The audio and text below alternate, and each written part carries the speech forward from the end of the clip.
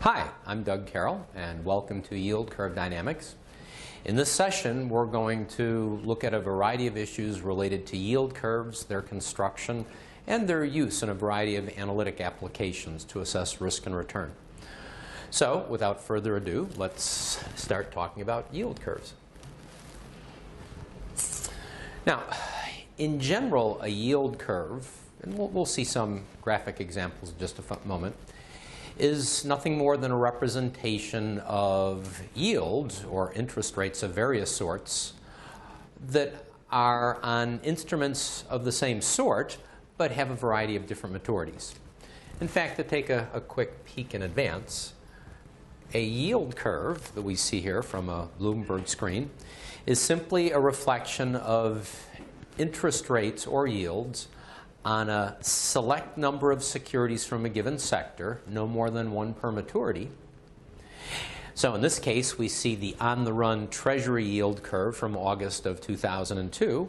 And what we see plotted are the yields on the 3 6-month bills, 2-year, 5-year, and 10-year notes, and 30-year bond. So at a most basic level, a yield curve is nothing more than a graphical representation that is plotted by designating the appropriate level of yield on specified maturities from a given sector, and then, in effect, just drawing a line that connects the dots. Voila, we have a yield curve. It's not a very sophisticated way of creating a yield curve, and we will look at some more sophisticated ways of calculating or creating yield curves, but the most commonly encountered yield curves involve no more than just this. Now, to be a little bit more specific, the elements of a yield curve, as we indicated, are looking at yield to maturity, which is the interest rate that expresses value on a security. And we'll plot those yields that will be quantified on the vertical axis over a number of different time periods, the time to maturity on those securities, which will be on the horizontal axis. Now, the problem with most real-world yield curves is most market sectors do not give you the ideal raw material from which to create a yield curve. Because ideally, we would have a group of homogeneous bonds, that is, bonds that are exactly the same as one another, with all respects except to maturity.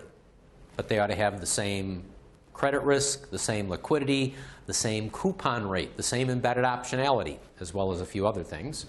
And very seldom, in fact, I suspect it's safe to say never, will you find a universe of bonds that provide that degree of homogeneity.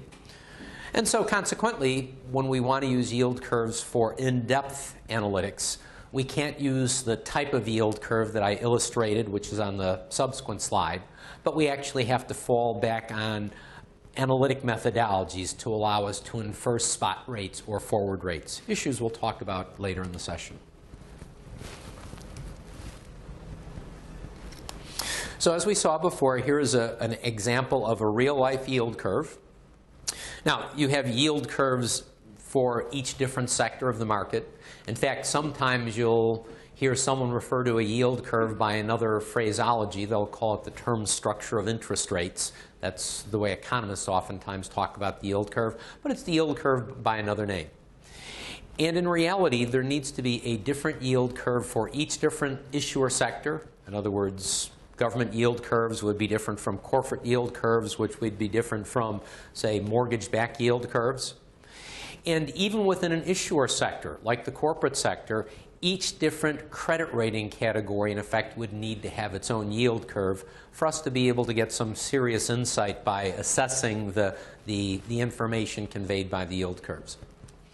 But while the commonly encountered type, what they call a current coupon yield curve, which is obtained, as I indicated this graphic was, simply by plotting the yields on a graph and drawing a line that connects the dots. When you're really trying to get deep analytic insight, you have to fall back on one of those analytically derived yield curves. But let's start out by talking about yield curves more generally. Here you have a generic representation of the U.S. Treasury curve, which, as the slide notes, is based on what they call the on-the-run treasuries. For what it's worth, on-the-run simply means the most recent offering of any particular maturity. And what you see along the horizontal axis are all the common maturities that the U.S. government is currently issuing. So you can see in this context we have a 1, 3, 6, and 12 month, what they oftentimes call a 1-year T-bill. Also a 2, 3, 5, 7, and 10-year note, as well as the 30-year bond. So while this particular exhibit does not relate to any given time period, it's just a general reference yield curve, the way we would get a yield curve in general is simply by plotting what's the yield on the 1-year bill. We have to use the bond equivalent yield because bills are normally quoted on a discount rate basis, and we need to re-express the bill conventional rate quotes onto a basis that makes them common with the yields on bonds. But similarly, we'd plot the bond equivalent yield on the 3-month bill, the 6-month bill, the 1-year bill, the notes and bonds of various maturities. And once we had plotted the yields at the appropriate spot on the graph, we're again simply drawing a line that connects the dots. Again, not a type of yield curve you could use for in-depth analysis of individual bond values. But even such a generic yield curve nonetheless can give us a lot of insight in the state of the credit markets. We could look at the yield curve for one sector today versus where it was a year ago. Or we could look at the spread between two different yield curves and see how it changes over time to get some more insight into the way the credit markets are currently reflecting the state of the economy. And here again we see an example of yield curves that represent the same market sector, albeit a little bit differently. Because the yellow function represents the on-the-run Treasury curve that I had a generic example of in the previous exhibit. On the other hand, the green curve represents the same information, but now re-expressed in terms of spot rates rather than yield to maturities. And this is an issue we'll focus on later on in this session, but especially when what you're trying to do is assess the fair value of a bond, to do what they call rich-cheap analysis. That is, try to estimate its fair value and then compare the fair value so estimated to the current market price. Well, when you're trying to estimate fair value or do a rich-cheap analysis, in that context you'd want to use spot rates, issues we'll talk about later.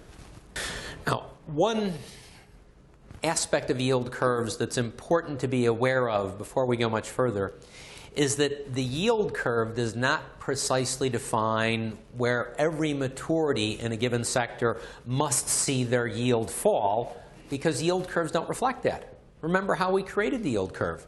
We plotted the yields on a limited number of issues from the sector, no more than one per maturity, and then simply drew a line that connected the dots. If you were to actually plot the yield on every bond in a given sector, you'd end up with something like we have here, a scatter plot, where ideally the spread of the actual yields around the yield curve for that sector, they're not too widely dispersed, but clearly the yield curve itself is not a line that delineates where every yield in that sector ought to be. Now, one of the problems you'll note is that I said that the yield curve we've drawn here reflects the on-the-run Treasuries. By implication, all of the dots off of the line represent the yields on the off-the-run Treasuries. What's off the run? Any security other than the most recent issue of that particular maturity. And one of the complexities is that on-the-run issues tend to be more liquid. Why? Well, it has to do with the way Treasury auctions are conducted. But without going into it in excessive detail, a significant portion, somewhere between 20 and 60% of any Treasury issue, is purchased by dealers. That's what they have to do to hold up their part of the bargain to be continued to recognized as a primary dealer in U.S. government securities. But that means they're buying not for investment purposes or purposes of long-term holding. They're buying simply to fulfill their obligation as a dealer. But that means that shortly after they acquire securities in an auction, they'll be rapidly trying to work down those inventories to free up capital for the next Treasury auction, which is probably happening tomorrow or within a couple of days. And so consequently, the on-the-run issues tend to be more liquid, the off-the-runs less liquid. Now, mind you, I'm not saying that off-the-run Treasuries are illiquid. They're only a little bit less liquid than the on-the-run issues. But even the most off-the-run Treasury issue is still going to be more liquid than the most liquid corporate security.